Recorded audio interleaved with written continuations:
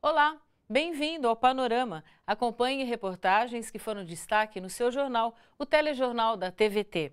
Conteúdo diferenciado da comunicação pública para você. Os movimentos populares já avisaram que vão resistir contra o golpe do impeachment que afastou Dilma Rousseff do cargo de presidenta da República. Eles não reconhecem o governo de Michel Temer, vão lutar para que nenhum direito seja retirado e querem novas eleições. Acompanhe na reportagem de Jô Miyagi. Michel Temer não terá vida fácil. Movimentos populares vão resistir ao novo governo, que consideram ilegítimo. Eles não descartam até mesmo usar a desobediência civil, pois acreditam que esse impeachment foi ilegal e houve ruptura democrática. A gente não reconhece esse governo, ele é um governo usurpador e ilegítimo. O impeachment foi um golpe justamente para desestabilizar todo o processo político que estava em curso no Brasil. Além de não reconhecer o governo Temer, a intenção dos movimentos sociais é mobilizar os trabalhadores brasileiros para exigir novas eleições. Fazer um profundo trabalho de base, no sentido de falar com os nossos vizinhos, com os nossos companheiros e companheiras de trabalho. Isso vai incluir desde debates, aulas públicas, atos, ocupações. No nosso modo de ver, é preciso construir, junto com as centrais sindicais e junto dos movimentos populares, uma greve geral. Gilmar Mauro, do MST, Movimento de Trabalhadores Rurais Sem Terra, considera que o plano de governo neoliberal de Michel Temer jamais seria aprovado em eleições. Por isso, houve necessidade de um golpe parlamentar. Para o MST, os trabalhadores serão os mais prejudicados nesse novo governo. A dificuldade do acesso a crédito, a venda dos produtos agrícolas com programas importantes como o PAA, o PNAE, etc. Impactos na área da educação, com cortes de recursos para as universidades, programas de educação. A reforma previdenciária que prevê a ampliação do tempo, dos anos de trabalho, a desvinculação da aposentadoria em relação ao salário mínimo. Nalu Faria reclama que, além de ilegítimo, o novo governo é elitista e machista. Por causa desse perfil conservador, ela acredita que não só as mulheres, mas toda a sociedade sairá perdendo. É uma questão de nós, mulheres, negociar mudanças naquilo que nos toca, mas ao contrário, de nós, mulheres, em conjunto com a classe trabalhadora e com todos os setores populares e oprimidos da nossa sociedade, ter capacidade de organizar uma grande mobilização para reverter esse golpe e para recuperar a democracia no nosso país. Nesse momento de crise política, Sem Terras e feministas acreditam que a esquerda precisa permanecer unida para derrotar o governo Temer. Nós temos que realmente ter uma capacidade muito grande de mobilização, de defesa dos nossos movimentos, das nossas organizações, porque a gente sabe que esse golpe, ele não queria apenas tirar a Dilma, não queria apenas fazer retroceder as políticas. É um golpe que visa, inclusive, destruir a esquerda, né? Nós vamos nos reunir com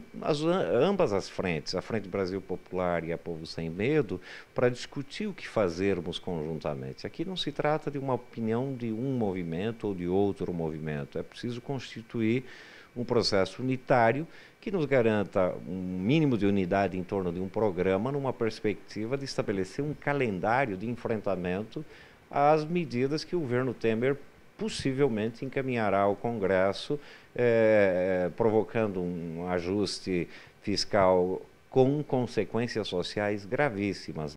A aprovação do impeachment pelo Senado não é garantia de governabilidade ao presidente Michel Temer.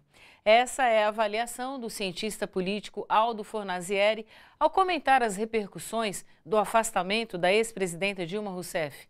Veja na reportagem de Michele Gomes. O afastamento definitivo da ex-presidenta Dilma Rousseff contou com ampla maioria do Senado. Foram 61 votos favoráveis e 20 contrários.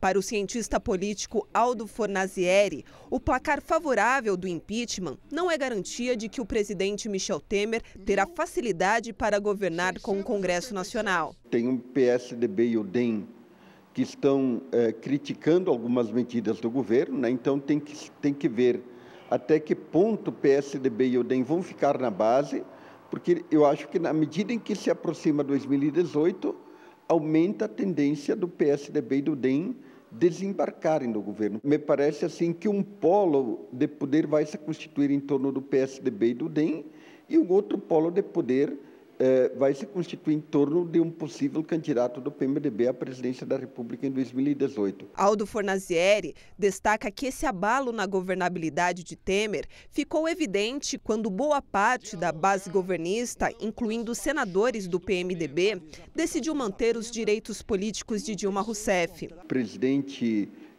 ilegítimo, ele reagiu de forma muito contrariada, né, pelo fato de que senadores do PMDB ajudaram a garantir os direitos políticos da Dilma. O cientista político considera que a aprovação do impeachment sem crime de responsabilidade gerou uma crise de legitimidade das instituições brasileiras e demonstra a vulnerabilidade da nossa democracia. O que fica é que a nossa democracia é muito vulnerável.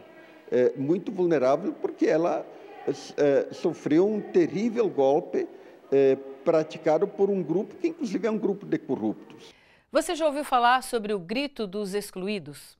Desde 1995, é na Semana da Pátria que se realizam em todo o país grandes manifestações promovidas pela Igreja Católica e movimentos sociais.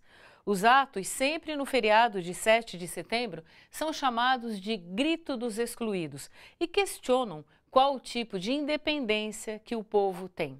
Neste ano também fará parte da pauta o Fora Temer. Esse sistema é insuportável, exclui, degrada e mata. O sistema é o capitalismo. E esse é o lema do 22º Grito dos Excluídos, que na Semana da Pátria leva milhares de pessoas às ruas para reivindicar direitos, defender a dignidade e denunciar as injustiças, sempre considerando a vida em primeiro lugar. Esse ano, o lema, se você for olhar, ele tem muita influência, sobretudo das falas, documentos, os escritos do Papa Francisco e também o caso, uma denúncia da questão do caso Mariana, a questão da mineradora, São Marco e Vale, essa vida toda que foi ceifada. Então ele está formulado dessa forma. O Grito dos Excluídos é organizado desde 1995 pela Igreja Católica com o apoio de movimentos sociais.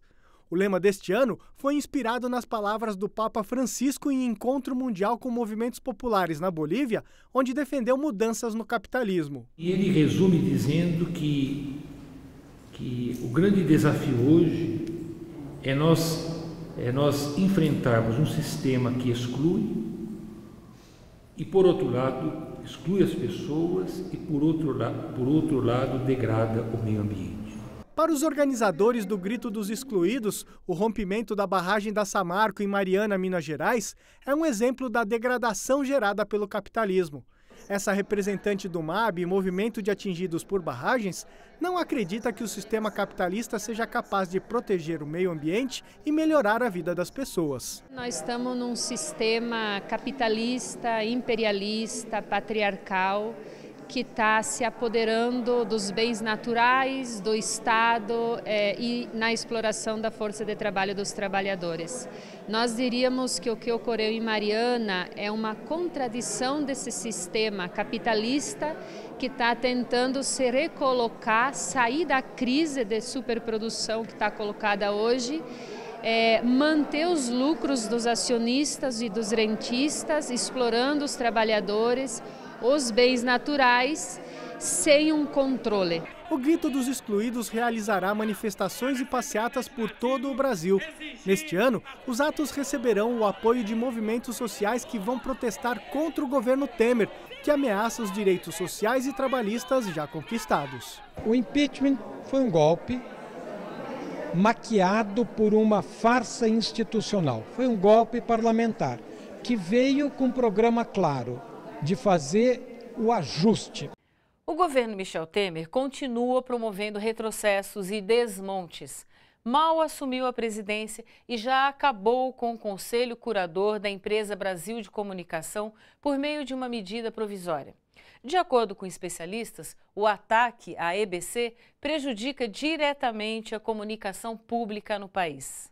A medida provisória 744 altera o estatuto da EBC, responsável pela TV Brasil, Agência Brasil e várias emissoras de rádio espalhadas pelo país. A mudança extinguiu o Conselho Curador da empresa, formado por representantes da sociedade civil, e alterou a composição do Conselho de Administração. Essa alteração abriu caminho também para a troca do comando da EBC, hoje ocupado pelo jornalista Ricardo Mello, que cumpre mandato de 4 anos por meio de liminar concedida pelo Supremo Tribunal Federal. Para especialistas que defendem a democratização dos meios de comunicação e a autonomia da comunicação pública, a medida do governo Temer é autoritária. Fazer qualquer mudança na legislação que cria a Empresa Brasil de Comunicação via medida provisória já é algo extremamente autoritário.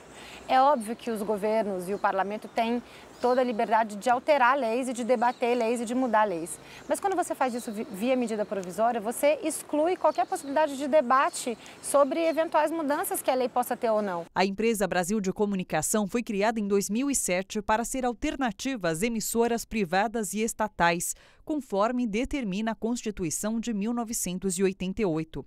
Um dos principais mecanismos para a EBC cumprir seu papel de emissora pública com autonomia é o Conselho Curador. O Conselho Curador é um espaço de escuta da sociedade, onde a sociedade participa diretamente através de audiências e de... Isso não existe na comunicação privada, né? Se você tem uma programação que viola um direito humano e que é veiculado por uma emissora comercial, você não tem nenhum instrumento de reclamação, de contestação daquilo dentro daquela emissora. A emissora não te procura para ouvir o que você está achando. Talvez faça pesquisa de opinião, mas isso não é escuta da sociedade. Bia Barbosa lembra que a EBC exerce papel central na construção de uma rede nacional de comunicação pública, junto com outras emissoras educativas regionais, como é o caso da TVT.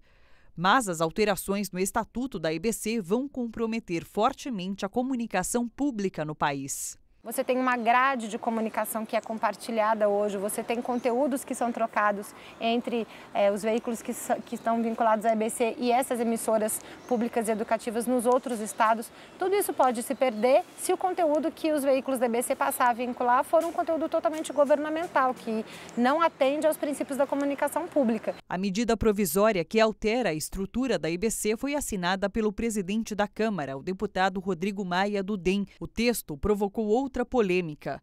Pela segunda vez no governo Temer, o jornalista Ricardo Mello, atual presidente da EBC, foi exonerado no meio da tarde. Mas poucas horas depois, o governo recuou e anulou a demissão. Então não vai ser fácil, eu penso, acho que é uma luta bastante difícil, mas não é uma luta perdida. Eu acho que nós podemos sim derrotar o governo na Câmara dos Deputados, no Congresso Nacional, e se não o fizermos, vamos recorrer à Justiça, ao STF, contamos com o apoio da OEA e da ONU, que já se manifestaram em defesa da comunicação pública. No próximo bloco, o nosso assunto é o genocídio da população negra no Brasil.